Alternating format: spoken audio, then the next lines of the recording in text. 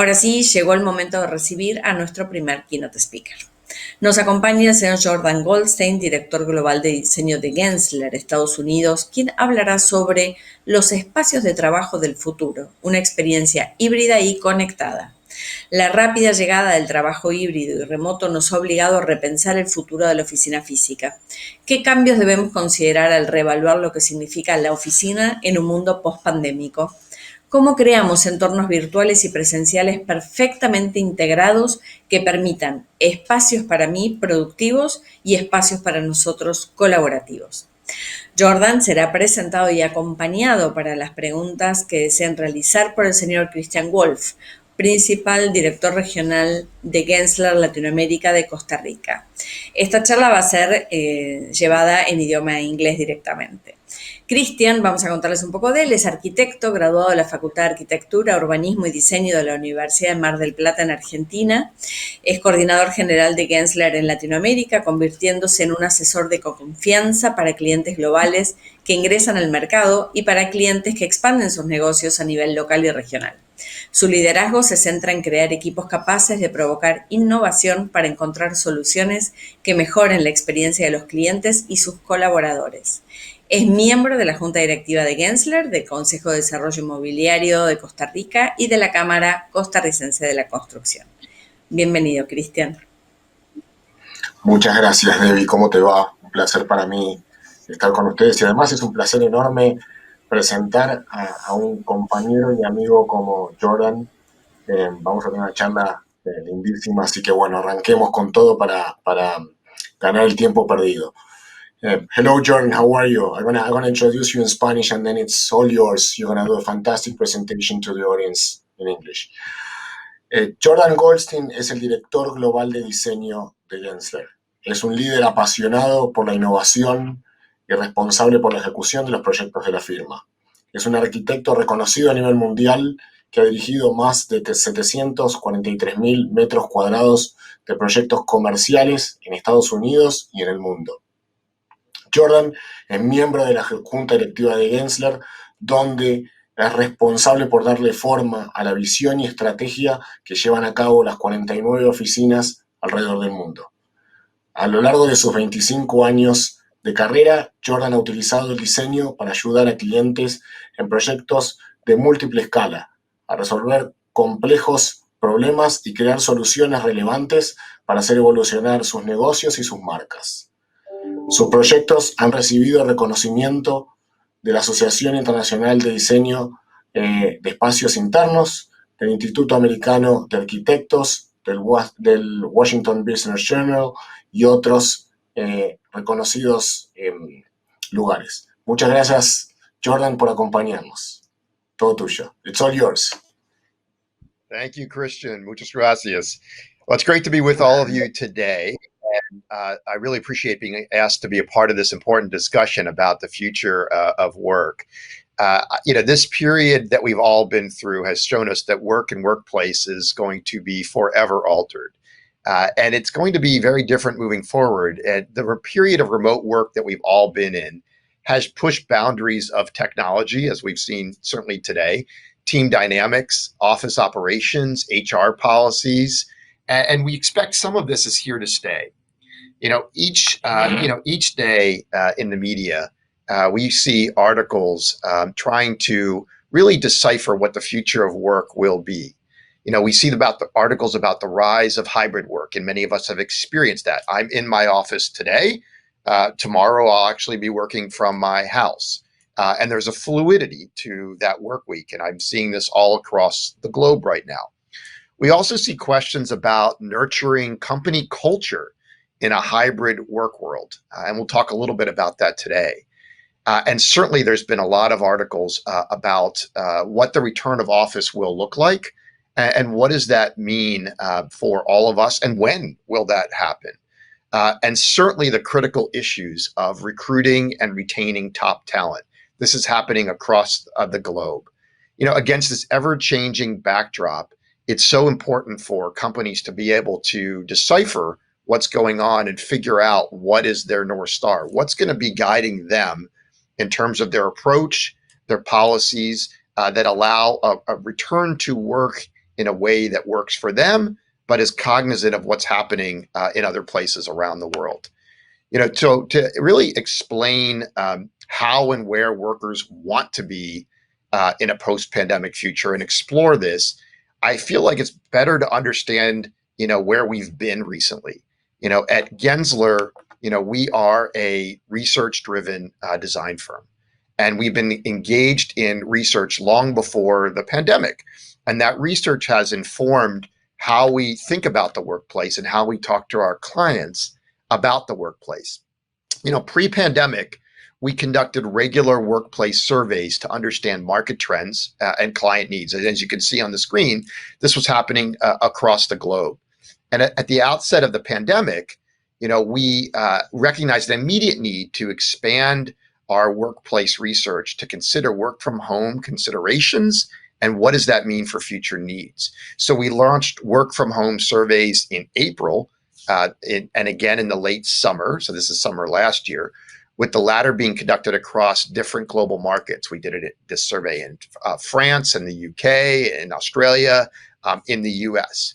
And we were doing that in a way that we were able to really compare the research and understand what this pandemic has brought for all of us in terms of experiences. What does it mean for gains and losses in the workplace? Some of that data I wanted to share with you today because I find it really fascinating. When we look at these global workplace surveys and look at where respondents across multiple industries across the globe were working at the time of the survey, you can see the split between hybrid, home, and office. And it's different country by country, but you can certainly see a decent percentage in a hybrid work mode. When we start to think about, half of the workers preferring a hybrid work model globally on average, what does that mean? What does that tell us about the future of workplace? And one thing it told us when we started to look at all this data is that working from home supports the ability to focus, to do really great focus work. It improves well-being and certainly improves work-life balance. And it empowers workers with great flexibility. So that is great. But at the same time, we also were finding that the office is still the best place to connect, collaborate, and socialize with others. The 18 months that we've been in this pandemic, and for some places around the world, it's been even longer, have shown us that one of the things that is clearly lacking across the board is that collaboration, that mentorship and coaching and learning and company culture immersion that you get from being in the workplace. So, as we think about that, we also have to think about, what are the top ranked reasons people were coming to the office?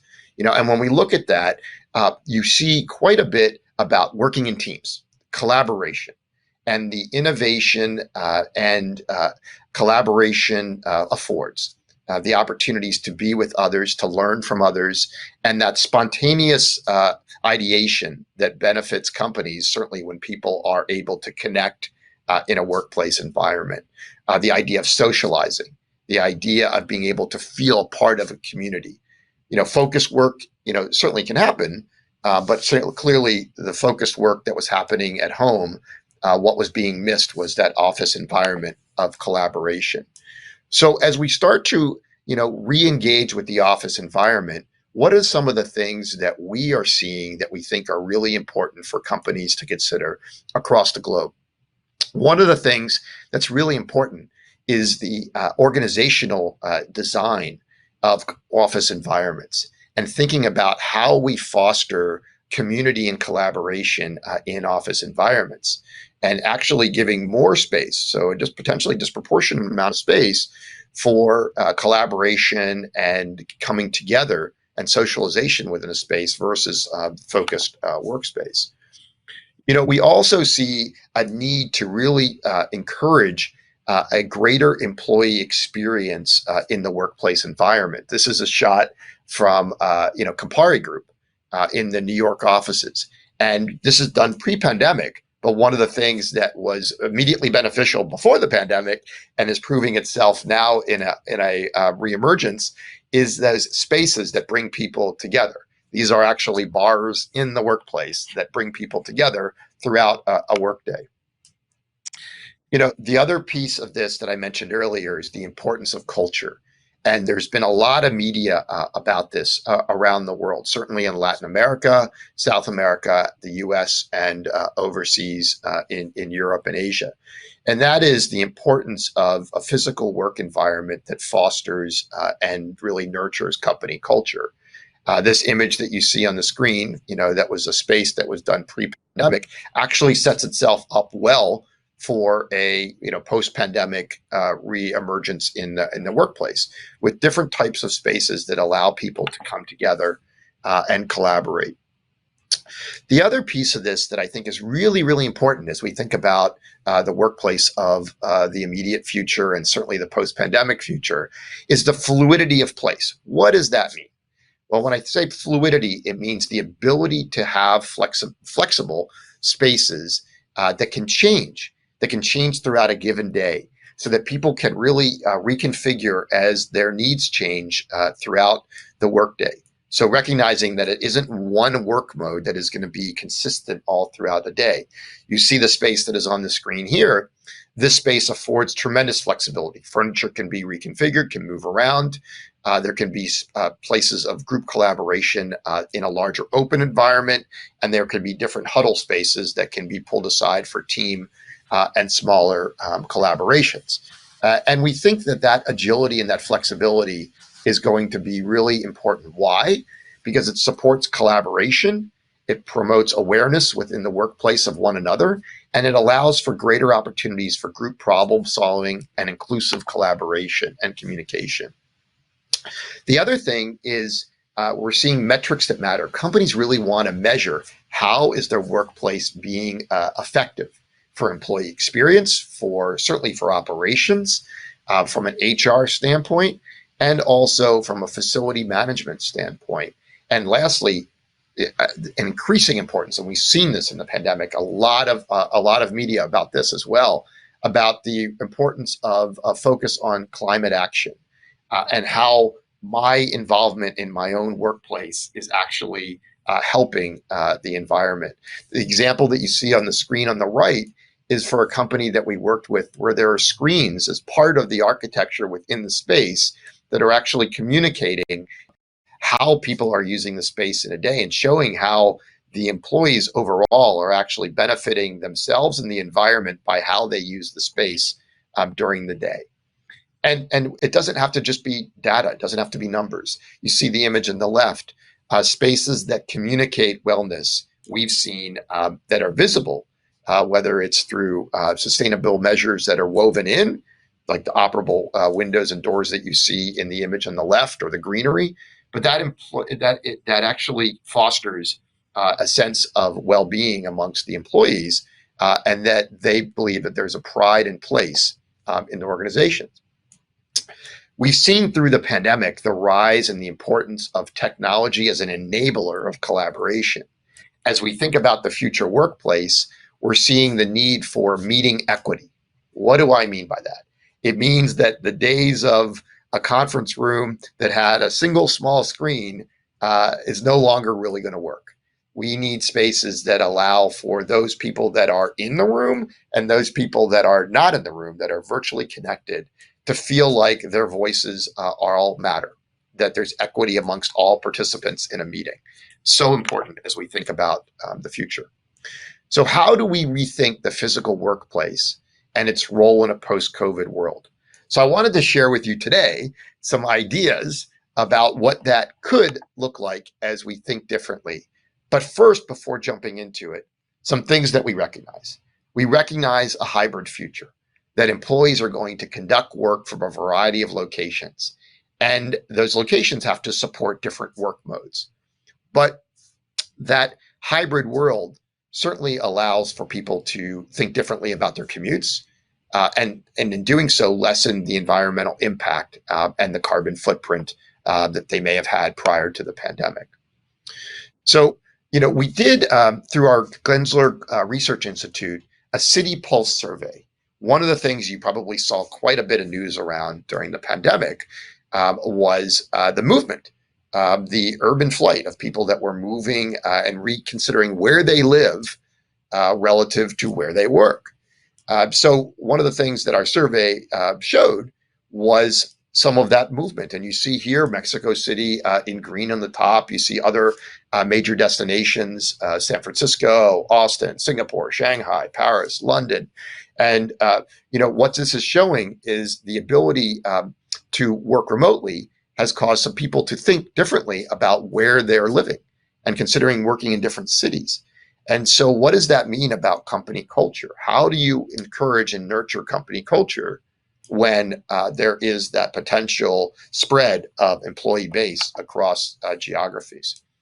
So what does that say to us? It says that we have to look at what does a distributed workforce ecosystem mean? It means recognizing these different locations, certainly the office, recognizing that people could be working within a radius of the office and supporting the work of the company, the potential of roaming and moving between locations, and certainly remote locations as well.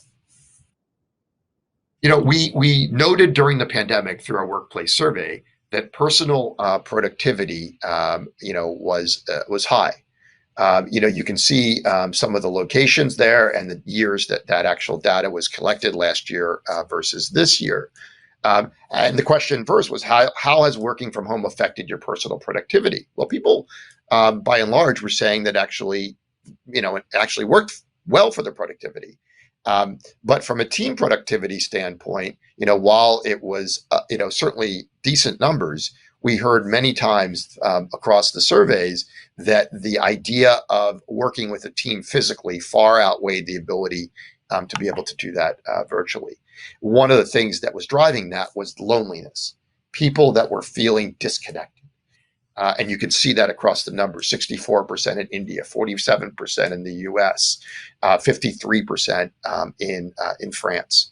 And what does that say to us? It says that, while you may be able to get that focused work done at home, that missing of the team environment and the collaboration afforded by being together.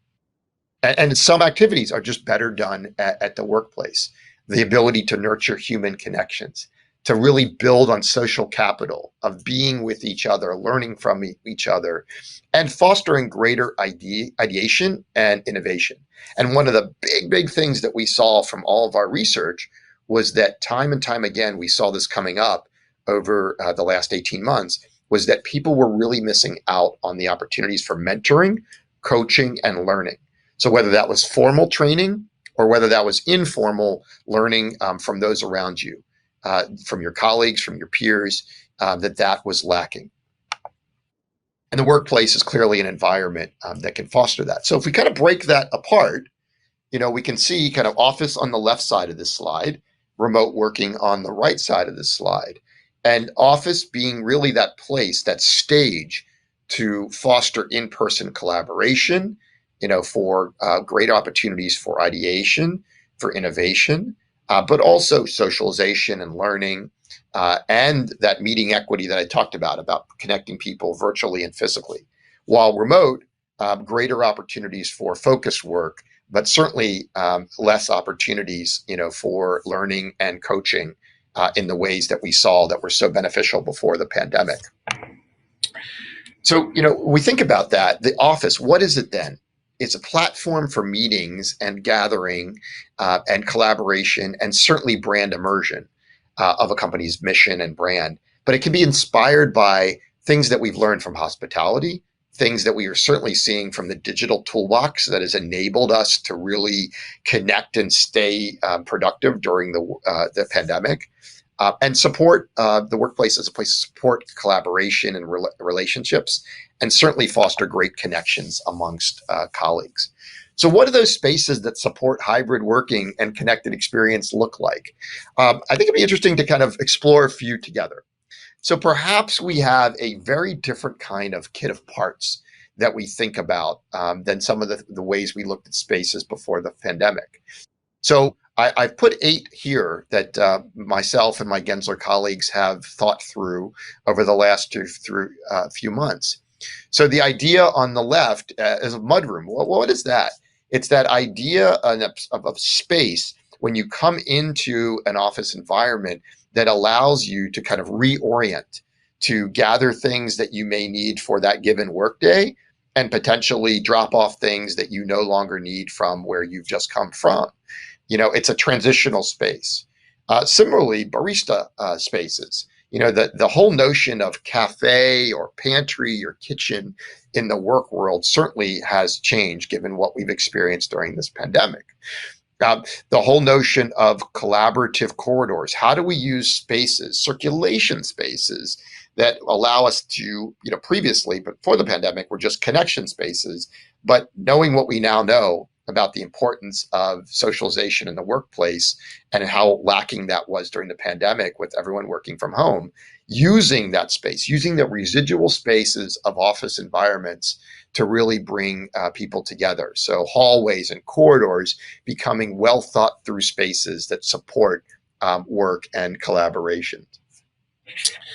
And a few of these other spaces as well, neighborhood configurations, virtual collaboration spaces, and also, community gathering spaces.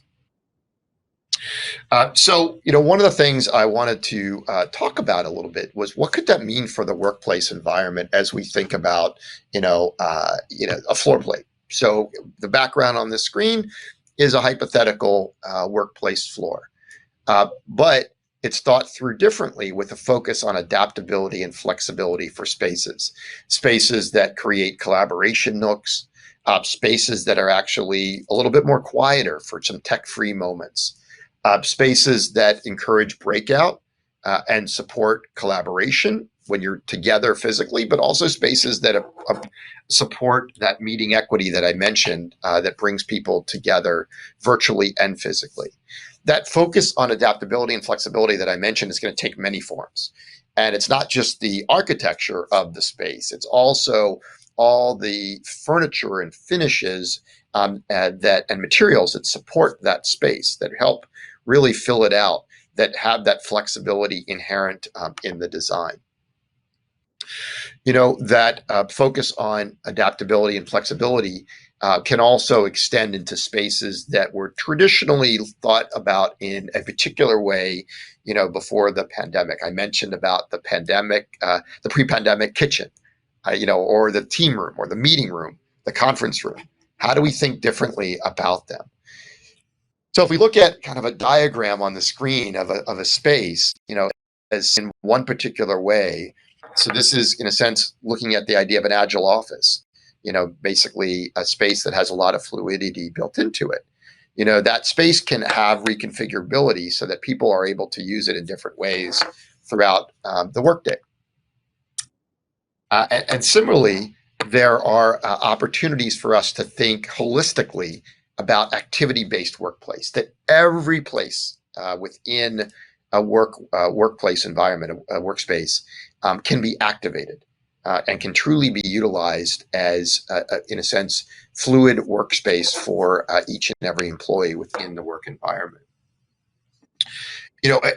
A piece of this that is really important is the need to be able to, connect. And that connection for people within the work environment needs to be supported in manners that are much more flexible. As we emerge from this pandemic, one of the things we've seen is the need for spaces to be able to change, certainly to be able to move desks further apart, depending on the changing guidelines and criteria about health and wellness within the workplace, but also for people to feel that they are safe within the environment, that they're able to do focused work, but when they want to join with others, that they can reconfigure and do so. I think it's so important for us also to be able to have spaces that allow for immersion in a company's brand. With people being disassociated and working from home during the pandemic, while they were able to be in a sense, doing a lot of focused work well, the need for the connection to a company brand was certainly challenging to get virtually, and we saw that in our survey responses. But being able to have a space that you can come into, that you feel the company culture through every aspect of that space and the mission that that company is on, and that brand that they are about, that brand promise can come through in the space in a way that is reinforcing to all those that are coming into an office environment. But it also gives us a chance to think differently about some of our traditional spaces, like the corner office. How has the corner office become a shared space that can be easily reconfigurable? It's no longer about, perhaps one person in a corner, but perhaps it's a space that is flexible for many to utilize in different manners throughout the day. Similarly, that notion of ideation and collaboration is getting a real kind of recharge out of this, post, pandemic thinking. The ability for us to think about coming together and connecting in different ways is also extending itself to spaces, like I mentioned before, about like the pantry, the traditional kitchen. If we think about that, imagine this, and you can see in this drawing, there's screens brought through in different places in this so that you're connecting with colleagues that may not physically be there, but that they can be connected to you virtually if you're in the office physically, and that can happen in different ways, and that space of coming together, whether it was to grab a coffee, a cappuccino, an espresso, or water, can actually be thought about in a very different way, and it can be configured throughout a day and utilized in different ways to foster connectivity, inclusiveness, and be able to really reinforce a company's culture and brand. And as we think about how that could be realized, being able to, I'll call it, nourish the soul through the spaces and places that we're able to think about differently post-pandemic. This is a shot of our Costa Rica office. This is a space that I like going to very much when I'm visiting. It's the outdoor space, and the outdoor terrace, which in a sense is fluid and connected into the indoor spaces, but really it promotes connectivity. And this is a space that we built before the pandemic, but we're seeing in our return to work that spaces like this and the ability to be able to go inside and then extend outside and have a greater harmonious environment between the outside and inside promotes that fluidity that I was highlighting earlier, and allows collaboration to occur in different settings throughout a workday. I mentioned before meeting equity, and this is so important. I actually think this is one of the more important things as we think about a post-pandemic return to work. How do we have mixed reality meetings, where people are collaborating and contributing to whatever the topic is, and whether they're in the room or not in the room, it doesn't matter, that their voices matter, their ideas are as strong if they were outside the room as if they were in the room. So how do we do that? The digital toolbox has to fuse with the architectural physical toolbox, such that digital whiteboards, integrated screens, thinking differently about where cameras are located, lighting, microphones, all of that becomes hugely important. I was just sitting the other day in our workspace, recognizing that as we look at drawings, when we're printing out drawings and looking at them on the screen, being able to, for those that aren't there physically, how do we make sure that they are seeing exactly what we're seeing? How do we also use, all the rise in digital tools to bring those into a physical environment so that we're able to interface with them? Imagine the whiteboard environment in a much more fluid, technologically savvy conference room, where what I'm doing in the room physically is seen equally by anybody that's attending that same meeting virtually.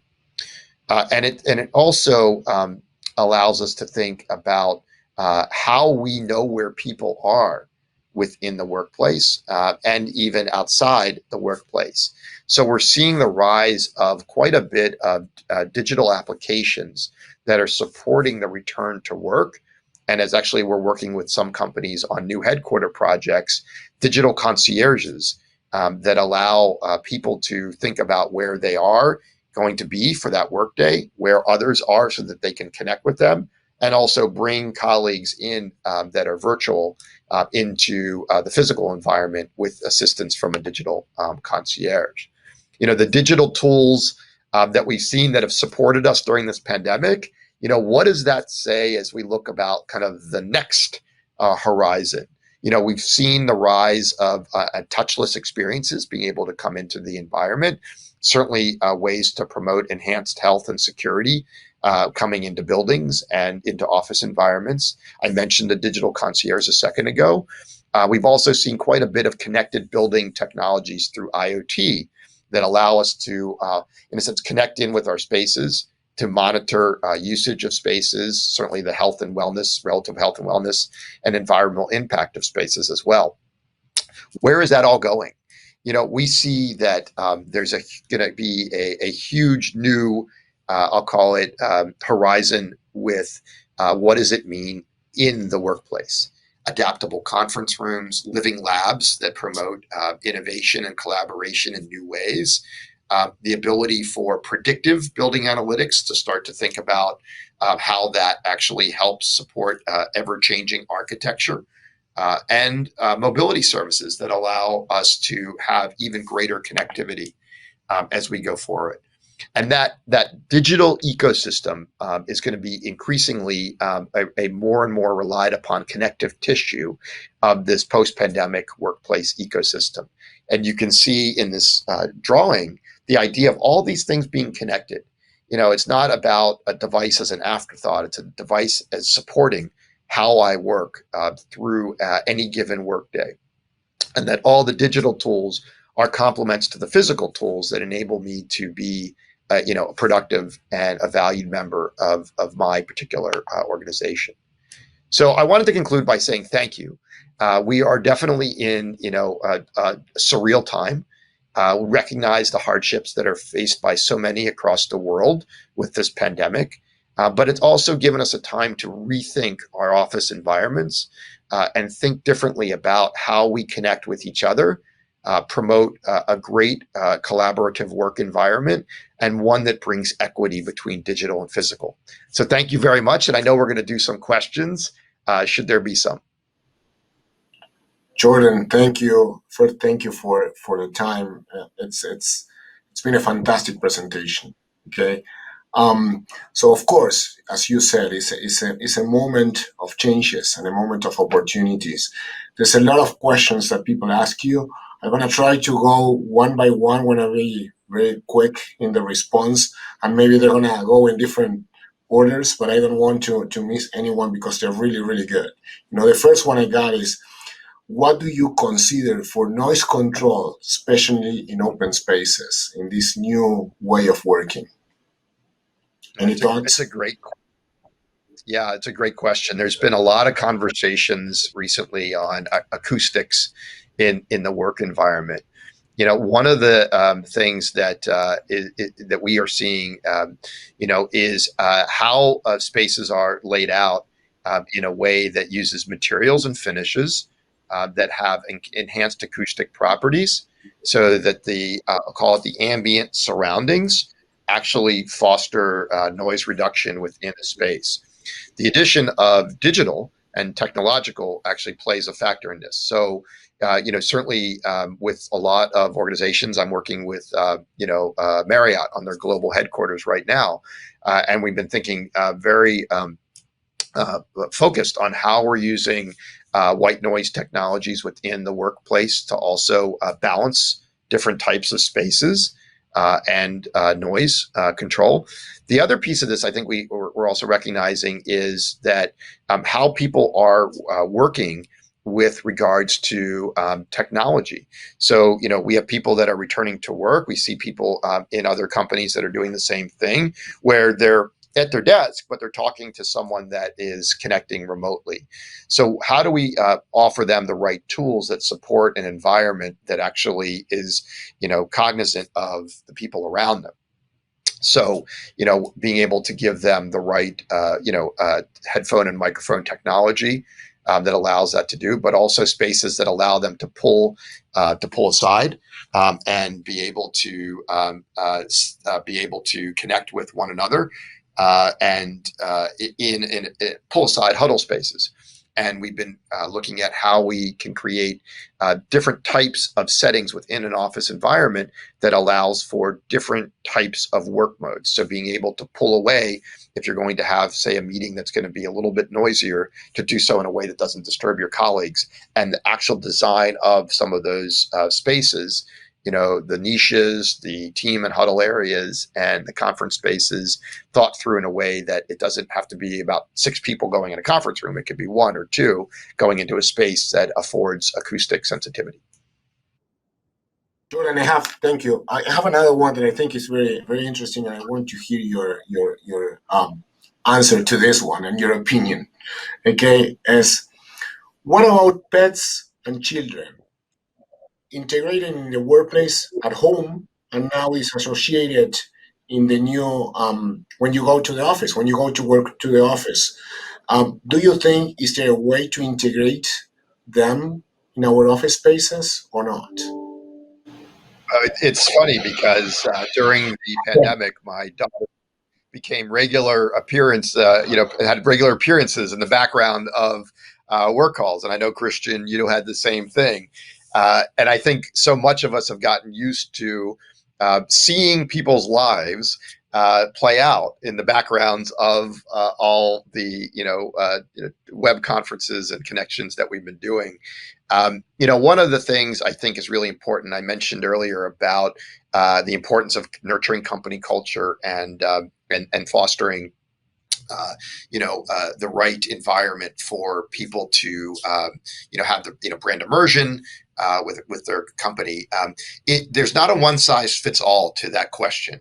It has to be what each company feels will connect with its population and really support the brand, the mission, and allow people the right level of flexibility.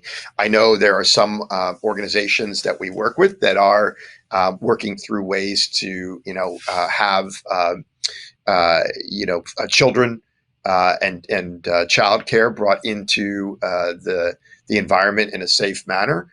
Certainly, we've been working with some companies on their headquarters where the new physical spaces weave in environment that allows for the childcare, daycare. But the other piece of this is certainly in the pet world. I definitely saw during the pandemic, as some people returning to work, some companies encouraged that they were able to figure out a way to do that. But that was certainly in when there was limited capacity in the work environment.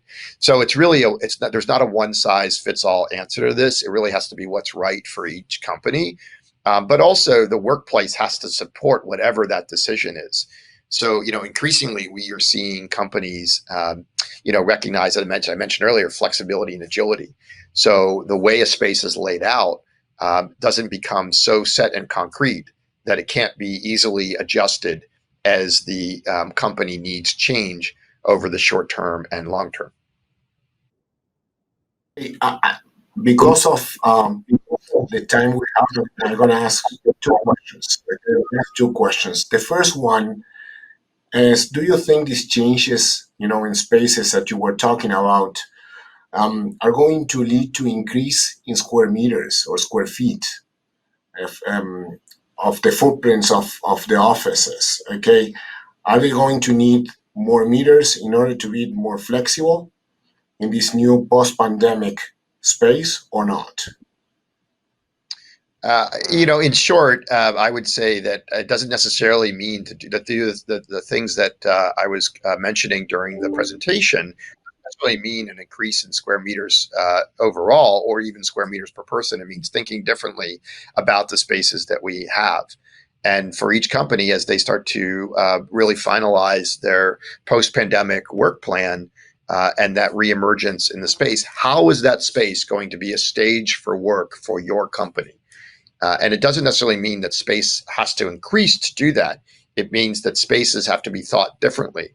And we certainly see that now, actually working with quite a few companies, rethinking the proportion of conference and meeting space versus focused workspace within the square meters they already have. And being able to build in that agility and flexibility that I mentioned that allows for some adaptability over time. Perfect. And this is the last one. And you can expand. You have like 3 minutes to talk about it. What gets you more excited about reimagining the office of the future? And what are the learnings of this pandemic that we have to take forward? What are the things that we learned that we need to implement no matter what in the new office space? Yeah, Christian, it's a really good question. I think that to me, the most exciting opportunity is that fusion of the digital and the physical. So the technology and the architecture coming together in a much more accelerated way than they would have had there been no pandemic. And the pandemic has been awful for so many reasons, and it's affected us in ways that are beyond words. But at the same time, it's accelerated how so many companies have adapted to new technologies. And I think fusing that with architecture, so creating those spaces that promote meeting equity that I mentioned, is huge. And I'll give you one example for us. Christian, you and I experienced this. And one of the things for us as a design firm that I found really challenging at the beginning of the pandemic was how do we see the work? If we went from 50 offices overnight to 5,000 people, in their own offices, in a sense, 5,000 offices, because all their dining room tables were now offices. How do we see the work? And I remember looking across in my own dining room to another room in the house and seeing my children doing their homework. And I was thinking, wow, homework, how do we see everyone's work from home? So we used digital technology and some interfaces to allow everybody to share the work that they were doing in a way that everybody in the company could see all the great design work that was happening around the world. We called this series of books that we published throughout the pandemic internally, we called them Homework, right? Good name. But it allowed all of us to appreciate all the great work that was happening. And actually, we were seeing it in a way that we would not have seen it had we just been in our offices. I would certainly see the work that the DC office was doing, and Christian would see the work that the San Jose office was doing. But now, using technology and infusing that in with our work mode, we were able to see all the work happening around the world. And we've been able to do that time and time again. And as we connect back into the office environment, we're able to bring that in to the office environment through the screen technologies that we have woven into meeting and team spaces throughout our physical office environments. Excellent. Thank you, Jordan. First of all, fantastic presentation, fantastic answers. There was a lot of participation of the audience. So there's many, many questions that I received. I'm going to try to send them to you, Jordan, so you can respond them, and maybe we find a way of getting back to the audience with the responses. Of course, this pandemic brought a lot of challenges, but I think, we're all learning to be better professionals, better companies, and we're gonna leave a better world. That's basically what is making us learn this pandemic. What taught us the pandemic. So thank you for the time. We're very excited about the future. We know it's gonna be challenging, but it's a very bright future for all our firms. Thanks for the presentation. And look forward to continuing the dialogue with everyone afterwards. Thank you. Thank you a los dos. Muchísimas gracias por su tiempo. Excelente su aportación. Ha sido un gusto iniciar la jornada con ustedes. Muchas gracias. Gracias.